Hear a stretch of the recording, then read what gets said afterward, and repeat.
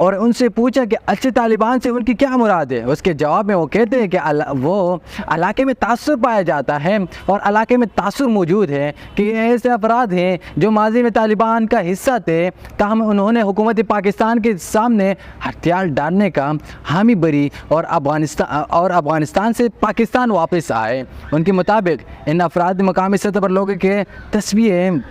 करवाने के साथ साथ लोगों को डराना और धमकाना भी शुरू किया है। अब्दुल गफ्फार खान ने कहा है कि बुरे तालिबान शहरी आबादियों के करीब नहीं रहते और ना ही मरकज़ बनाते हैं, बल्कि खुफिया मकामात से निकल कर कार्रवाई करते हैं और फ़रार हो जाते हैं। ज़ेर है कि सन 2022 में हुकूमत पाकिस्तान की एक पॉलिसी के तहत अफ़गानिस्तान में मौजूद कई ऐसे शिद्दत पसंदों के ख़ानदानों को भी वापस लाने के इक़दामात किए गए थे जो हुकूमत को मतलूब रहे और उनमें से अक्सर फ़ौजी कार्रवाई या ड्रोन हमलों में मारे जा चुके हैं। हम खैबर पख्तूनख्वा